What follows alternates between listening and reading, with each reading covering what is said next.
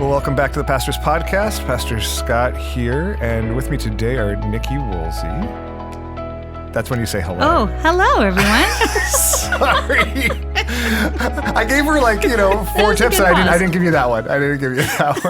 And Jacy Corral. Hello.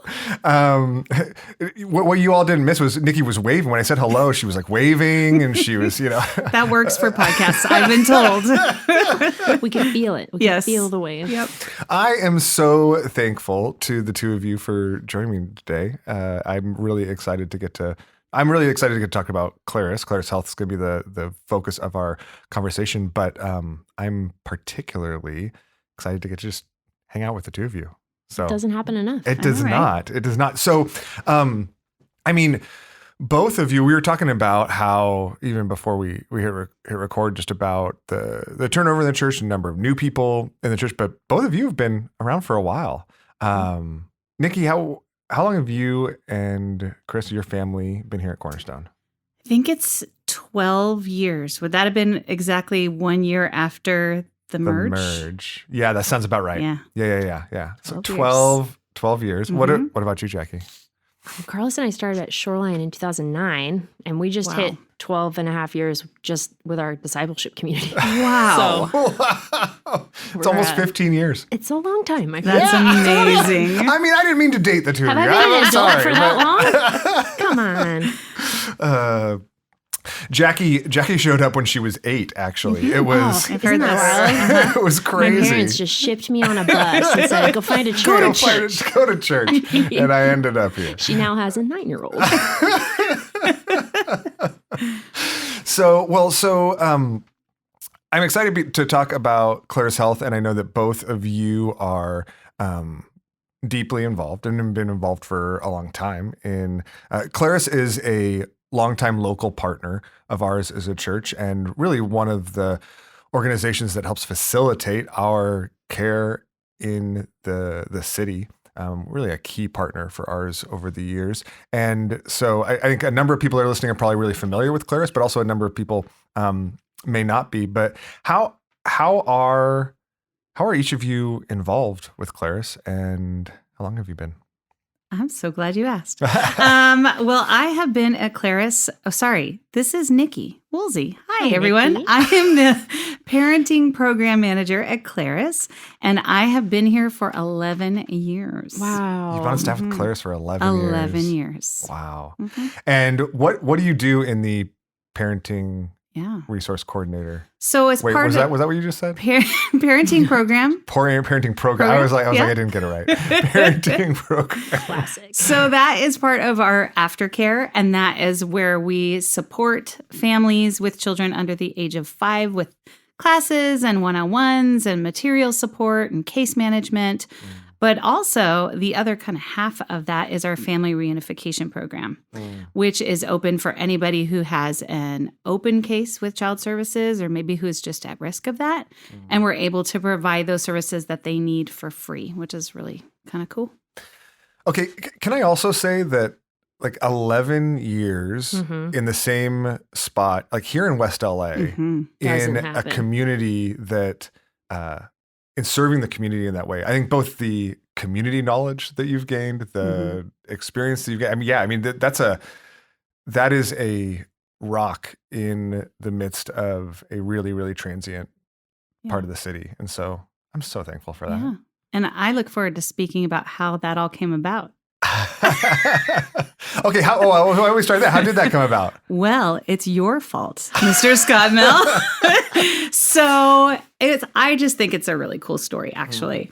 And when my kids were born, I was like, I'm going to be a stay-at-home mom. And it was great. And it was loaves and fishes. I don't know how we did it because Chris was a waiter. But we did. And those are crazy years. Crazy years. And then it came to a point where both of them were going to be in school full time. And I had sort of a, what am I doing with my life kind of a moment.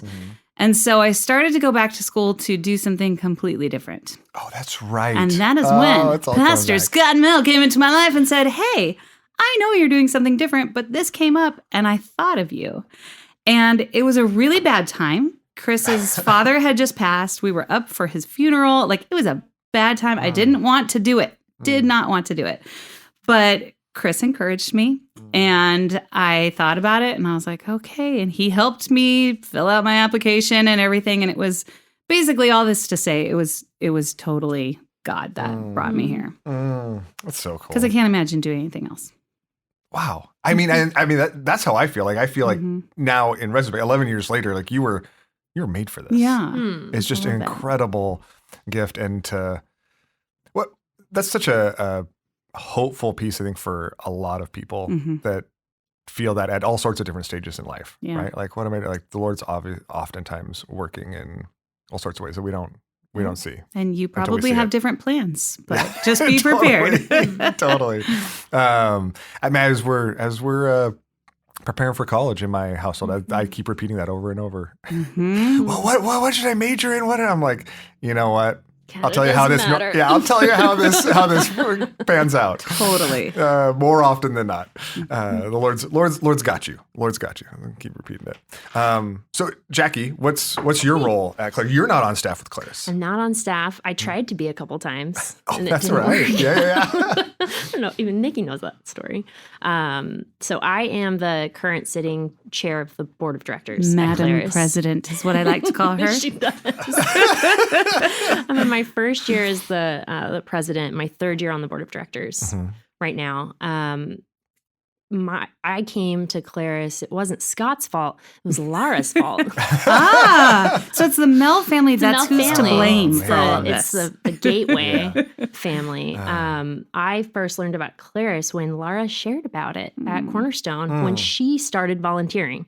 So I can't date that. I was actually going to ask you to date that because it predates your involvement. It does predate Claris. my involvement. It predates our kid. Well, it predates our kids. Wow. At the very least, maybe we had Harper, but it predates Addison, who's turning 16 this weekend, by the way. Sweet 16. We got a big Sweet 16 going on. My goodness. Anyways, sorry, I'm easily distractible today. Memory lane. That's right. Down. See, that's what I mean. But it was pre-Addison, so it's been over 16 years that she got involved. We were definitely at Cornerstone at that point. Wouldn't have been Shoreline, but I mean, it had to have been at least 10 years ago. At least 10. I should look through emails and figure out that history. But so I learned and immediately basically went to a volunteer training and was like, how do I get involved? And I weaseled my way in a lot of different ways. I was in marketing at the time at a corporate job with graphic design. And so I started helping with that. And then I felt really called to support the Reality Check program because I had been involved in youth leadership and development programs up through college and hearing that there was, I mean, like not a Christian application of that, but a whole person application of mindfulness and intentionality with our bodies, our choices, our relationships. That was the chunk that had been missing in what I had been involved with, which had taken a really hard left turn in a lot of different ways. And to the point where I remember thinking, I don't think I can put my kids through this program. Like, it's just not what it was when I started. And it's missing this core, like, personhood and dignity of personhood from a really young age component. And I remember hearing about Reality Check and thinking, that sounds right. And so that was the first job that I went out for, was the Reality Check director, manager position. And Carlos and I weren't able to make the salary work, unfortunately, because we had school loans and everything else you do at 23, 24 years old. And then I think at some other point, there was an executive director opening that I was not qualified for. But Rick or somebody sat down in an interview very graciously, and we all realized she's not right for this. But I stayed involved. I think I joined the marketing committee with the board as just a lay member or a community member. At least 7 or 8 years ago. Yeah. So it's been a long time. And I've helped with graphic design for a long time. I mean, there's like 2012 gala invites in my Dropbox right now. Wow. Like it's been a while. Wow. That's awesome. Talitha cannot shake me. Okay. So I think this background's super helpful. I think for some people listening, we provided the opportunity to get to know the two of you, but they may still be like, okay, so what is Claris? Yeah. Like, what do they do? Right? We dropped a few things like defined terms. Yeah, like Reality Check, things like that. What does Claris Health do? That's a great question. I'm so glad you asked.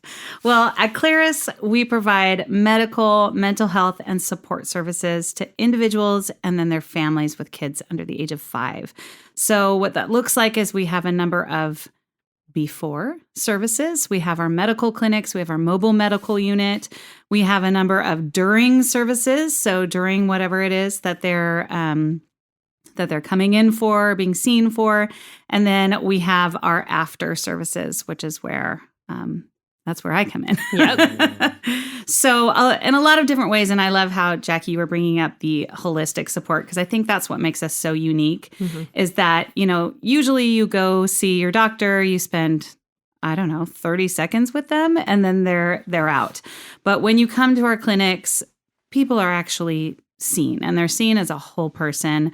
They get to meet with a patient advocate who functions as a case manager, and that person gets them connected to whatever their needs are, whether it's housing or employment or domestic violence services or mental health services. So we can get them connected to everything, because they may be coming in for one thing, but they're a whole person and they have a number of needs. And in our city, we see that there's a lot of need.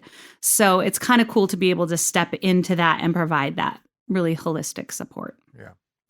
Okay. So I want to ask a question, maybe to take that a bit more specific. So Claris provides all these different services, medical services, mental health services, even some and support services.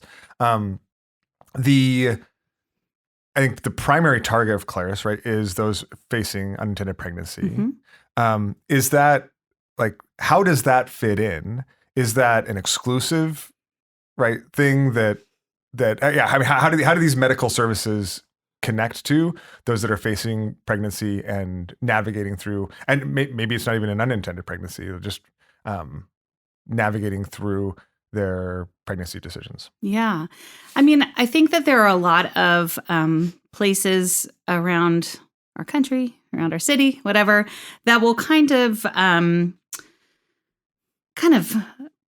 push you into a way of thinking. And so you can kind of roll along with that. And I think at Claris, again, what makes us unique is we really strive to be a non-judgmental place where we can come alongside someone who is in a variety of decision-making stages and to be there for her no matter what she chooses, and be there for her family no matter what. So it really does come down to that no matter what type thinking, because they are their own person. And how are we going to love them well if we're pushing them in one way or the other, or trying to, make things happen?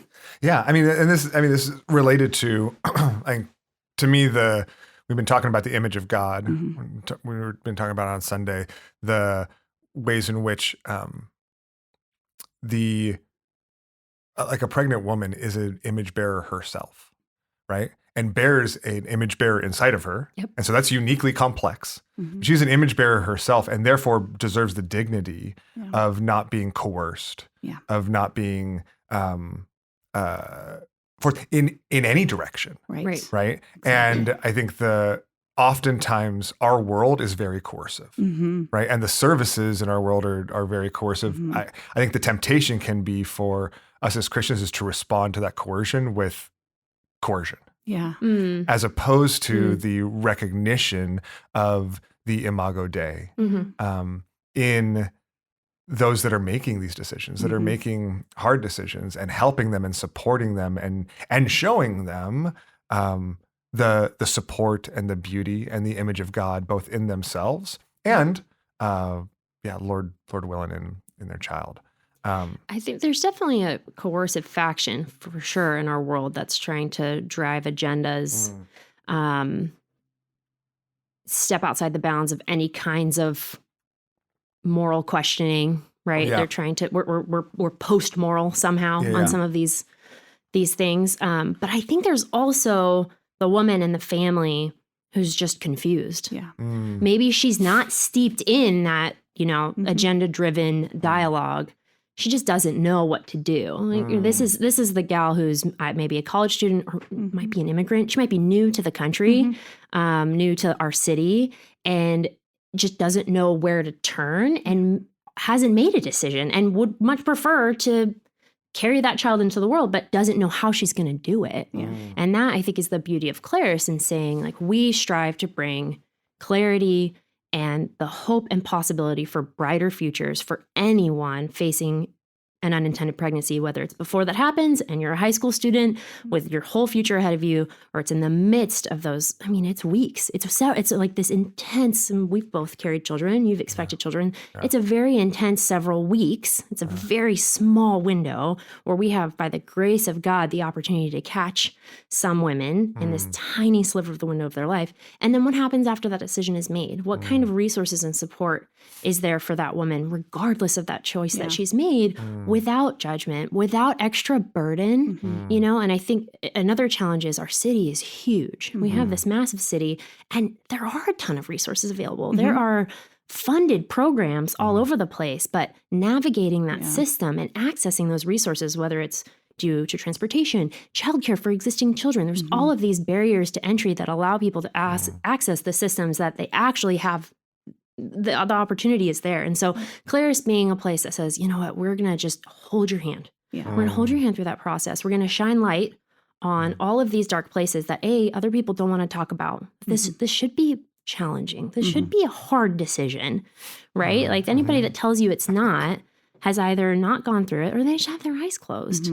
This should be really challenging, whether it's a yes or no, whatever your decision is. Saying yes to carrying a child is a hard thing.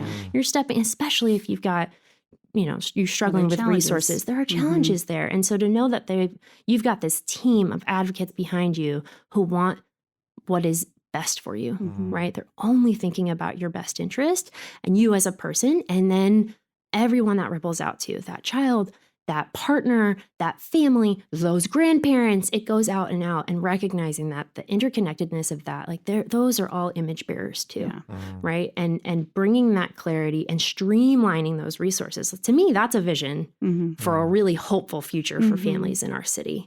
I think you bring up a great point too, in that she is a person. She's a whole person. She is not a polarized political pawn. You know, she's not somebody to just pick sides with. She's an actual human being faced with a very difficult choice, no matter what, you know, no matter what. And so to have people that can come alongside her, I think is a very freeing as opposed to feeling trapped. And a lot of these other places where many of these women and families are sent to are medical clinics, and that's it. There's no other care, support, cross-organizational resource connections, and then there's definitely no aftercare. There's no counseling. There's no therapy. There's no parenting classes, right? How is that looking out for their long-term best interest, even if they make a decision to not proceed with that pregnancy, which, Lord willing, that's very rarely the case. But if that happens, goodbye. Here's your medication. Good luck. Maybe you'll get a post-op. Maybe. Right? Whereas at Claris, we've got people who actually care about you because you just went through trauma. Like real life trauma happened to you, and we see it and we see you, and we're going to meet you even there because we're willing to go into those dark places. And I think that's where the church is so beautifully woven into this, because that's why we're here, right? Yeah. That's why the church exists, to bring the Lord's light to a dark world. And Claris is just this really cool arm of that. In some way, you know, we are a vehicle in the way that the church is the vehicle of bringing light to these awful and dark places that the other side of heaven, none of this is going to be necessary. Like we want to work ourselves out of a job. Totally. You know, it is really powerful to hear both of you speak about this, to be reminded of it. I think there's a tendency in me, I think maybe a tendency in a lot of us too, when it comes to organizations, when it comes to partners, to place our focus on programs, right? Like, okay, well, what are the programs? Like, what are the things that we do? And those programs are good. Like they serve people, they provide the opportunity. And we could talk about post-adoption support. We could talk about parenting support. We could talk about, like, on the support side, we could talk about post-abortion support, right? We could talk about these different programs. And I think sometimes those are the things that come to my mind. but any like organization can put on programs. And I think this is oftentimes what even well-intentioned like governmental programs kind of devolve into the putting on of programs. But what we believe about the Imago Dei, about the image of God in every person, helps us see that the goal isn't the program, right? That the program's just a tool, it's only important to the extent it's a helpful tool. But what's important is the community, and what's important are these relationships, the people who see people who will walk with people. And I want to describe it in discrete, like, okay, well, we have, this parenting program and we have this support program. And Niki's like, well, but that's just me and the people that I'm working with, walking with women through inevitably all sorts of both parenting and post-abortion support at the same time, both parenting and decisions, both, parenting and homelessness, both dealing with domestic violence and trauma, like all wrapped up, because people's struggles in their lives don't stay in the nice, neat categories that we can put our programs in. People are messy. It's almost like I would messy say, people. Got the plug.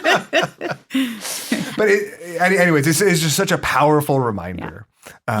As you both described that. That's something, it's interesting being on the board of directors because we're not on the ground every day with the staff. And I don't get to see clients very often, right? And the few times I've been able to, I'm like, oh, this feels great. I wish I could be here more. And I get to see Niki just shine and light everyone up. Like it's whenever I'm at events and things and I hear from past clients, I mean, at least 80% of the time, Niki's name comes up. Like, oh, I got connected with Niki. I've done this with Niki. Thank God for Niki, right? And I mean, and so on the board level, when you're at 30,000 feet and you're thinking, oh, thank God he put Niki there, right? Thank God he put Stacy there. Thank God he put Talitha there. Like you can see his hand all over this because you get to zoom out.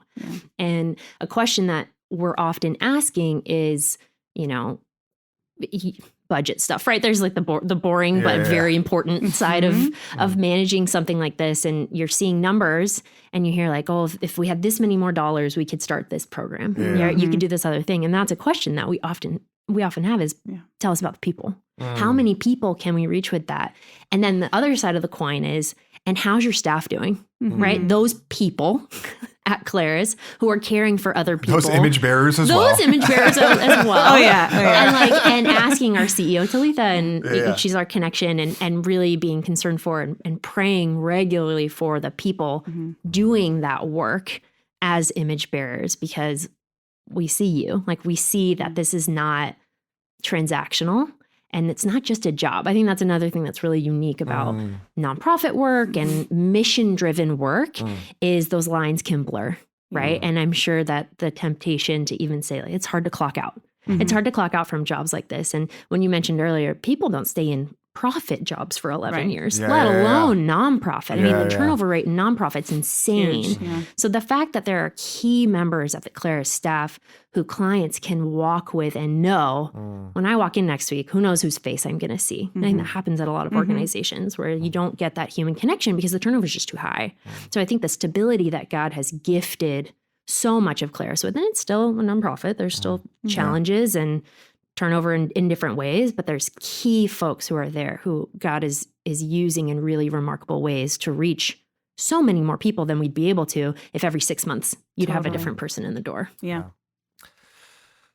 Okay, well, we may have talked about this a little bit, and so you can you can just refer me back if it doesn't. You can pass if you want to. But I'm curious as to how you would answer what excites you most about what's going on at Claris right now. And for the record, I don't mean to suggest something new. It could be something new, but like the thing that excites you the most doesn't have to be something new. But I'm just curious as to what is particularly exciting to each of you right now in the life of Claris.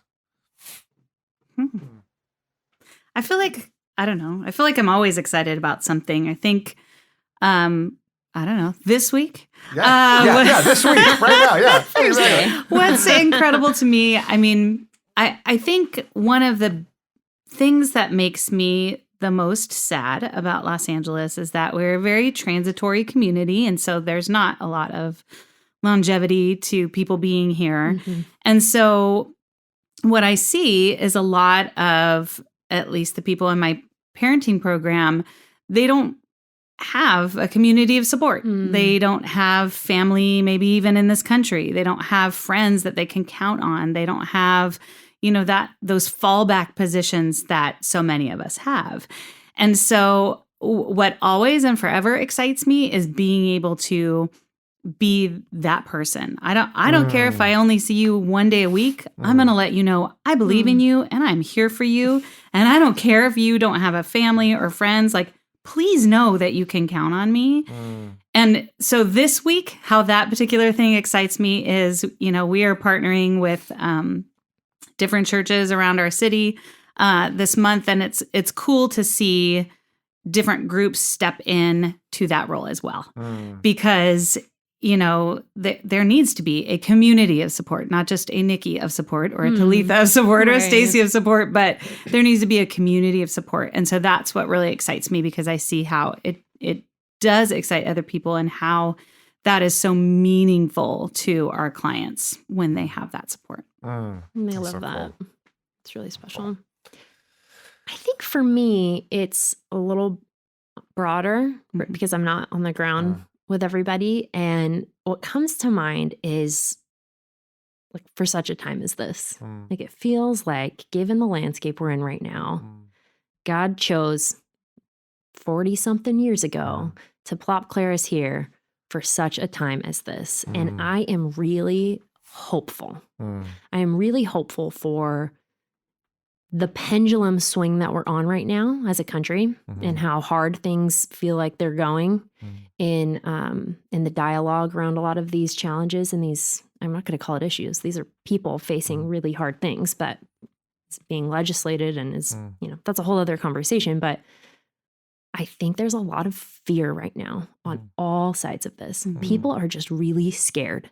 They're scared about their personal autonomy and rights and freedom to choose things or not choose things and their neighbors and judgment. There's just fear. And that's not what motivates us. Yeah. We're not motivated by that. And we're here and we're primed and we're ready to receive people who are just confused and fearful and scared and flocking here for different reasons where, and there's some irony in that because I think you would expect a state like California, one of the most progressive states with a really interesting array of resources available and not available and funded and not funded. I don't mean to be, obtuse about it, but it's fascinating that for such a time as this, we're set up and ready to go. And we're ready to receive the people who might think that they've got their mind made up. They might think that they do, but they need a little bit of help. They need a little support. And it's like one person. And I can't remember, Scott, if it was you or Brian preaching recently talking about, Jesus leaving the 99 to grab the one. Like that is Claris to me. It's just the one. I'm not trying to convince the entire state of California to show up and parent children, right? God has one person ready to bring through our doors today and another one to bring through tomorrow. And that's a victory, right? Each one of those is a salvation and a victory. And even no matter what her decision is, right? That woman being met and seen where she's at, she's a victory too. Yeah. That's so exciting.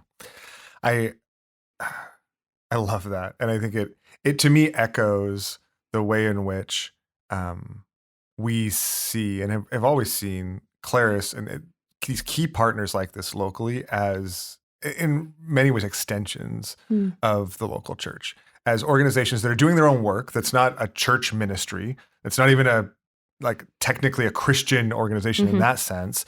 But as ones that are doing work and doing the work that the Lord has called us to in the city and providing opportunities for the church to be engaged and to live that out.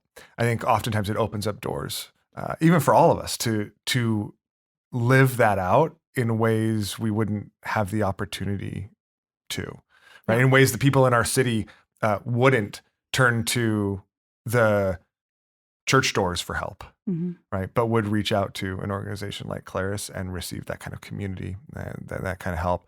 I mean, how do you see Claris and particularly Cornerstone? I mean, both of you being here at Cornerstone for a long time, you've seen us partner with Claris in a number of different ways. You both have gotten involved, obviously, deeply. But what's your hope for how we as a church family will continue to partner together and live out that call in our city together?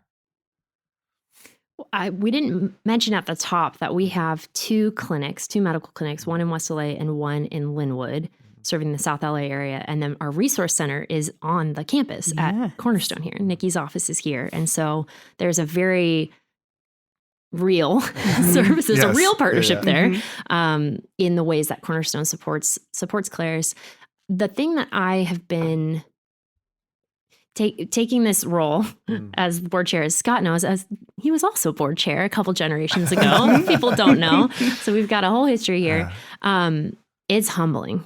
It's really humbling to step into a space where I feel like, God, what were you thinking with this one? Right? I know what you're thinking with Niki, but what were you thinking here? I feel like, sure. And it's a lot to feel ill-equipped, but eager in faithfulness, right? Where it's like, if it's a calling, all I can do is show up and be faithful. And so in that humility, I have been driven to prayer daily. Just, Lord, give us the wisdom we need to make it through one more day, one more quarter, one more season. And I have been blessed by the power of that in the last six months, especially, both praying actively myself and very in a real ways asking for prayer from other people. God is teaching me so much about that communion with him, and how he meets us there and he answers those prayers in really unique ways. And there's a peace and a hope and a calmness that I feel. And so when it comes to the church partnership, I mean, I cannot undersell the power of 900 people. You know what I mean? How many people come through our doors on a monthly basis? Actively praying for Claris and our work in the city and for our city and the women and men facing these challenges in our city. I mean, I couldn't put a dollar on that. Do you know what I mean? And it's always tough to talk about support and fundraising because you don't want to lose that thread of people in the mission, because then it becomes about programs, right? And we try to do that sometimes. If you give $250, that takes care of one woman's visit, because people need something to wrap their heads around. It's hard to like fund a person, but it's almost less important to me. It's really that we are here appealing to a loving God who wants to care for us and help us care for other people is so much more valuable even than any dollar someone could give or the volunteer hours they could show up with. Yeah, totally. I just want to emphasize that and even get more specific. Just, it can be difficult to do this work. There's a lot of heaviness that we're coming up against every single day. A lot of really hard stories and situations to walk through. And so I will say, just praying for the boots on the ground and those people, because it can be an industry and a place of, burnout and, why am I even doing this? I could be doing something else. We're in LA, right? So just praying for those people with the boots on the ground that they would, find times of rejuvenation and, strength to kind of carry on as that, solid. And you never know if you're the next staff member. Like there's so many things that if someone is listening to this or hears about us on Sunday morning and feels that twinge of, I want to learn more about that. Just be open. Just be open to what that partnership could be. I'm so glad you asked, Jackie, because guess what I do? Once a month, everyone, I run a volunteer information night. And it's via Zoom. And it's so easy to come to a Zoom. And it's like 7:00. It's after work. It's so easy. So if you are ever interested in getting involved and you don't even know what way, I will tell you all the ways. So you can reach out. Awesome. Okay. So actually, I want to, so if people are like, I'd like to learn more. I'd like to potentially help in some way. And I guess I would say this too. I think by help, you really mean that there's a diverse array of opportunities. Yeah. Right. That you don't have to be the one teaching a parenting class, right, to be able to help out both on the back end organizational side and on the front end meeting and walking with people side. If people wanted to learn more, what's the practical step you want to give them? I'm so glad you asked. So anybody can email me. My email is Niki, that's N as in Nancy, IKI @clarishealth.org. Or you can just find me. But like I said, once a month, I'm offering those opportunities. And again, it's just a great way to find out about everything that we do and all the different ways that you could get involved. Yeah. And I mean, even when you're here on a Sunday, if you connect with Niki and just check out the resource center here on campus. Well, you'll find my children up there stealing snacks. I'm going to check the budget. Yeah. Why is the snack expense so high? Stealers. Well, and that's one of the things that really excites me is more and more people getting involved and getting connected because of the ways in which I think oftentimes people, especially people in our church, like they don't know where to start. They're like, I don't know how to help. These needs are so huge. And even the needs in an individual person's life are so complex, right? They're like, I don't know where to start. I don't know what I could do. And Claris is set up to help you identify and find out what you can do, the ways that you can contribute. And so I would encourage you, if you're even just saying, well, I don't know, that's interesting, reach out to Niki. Love to get you involved, get you connected. And please be praying for our staff, for Claris's clients, for those that do and will walk through the doors, for the board and leadership, for wisdom, and that the Lord would continue to bless and continue to strengthen, because this organization is such a unique light in our city. And it really is. I mean, I feel such an incredible privilege, both throughout my life and even just in the ways we are now, to get the opportunity to partner with Claris. So, thank you both thank you for the time, but even more than that, thank you so much for what you do, how you make this possible, and the ways in which the two of you are such a powerful extension of our church body into our city in these ways. I'm going to salute Scott. Madam President right now. Oh my gosh. And I'm going to bow down to Queen Niki. All right. Well, thanks again. Thanks for the time. And thank you all for listening. I hope that this has been helpful for you. I would love to just encourage you to get connected, to learn a little bit more about Claris if you don't already, find out how you might be involved as well. Thanks for listening. We love you, and we'll see you on Sunday.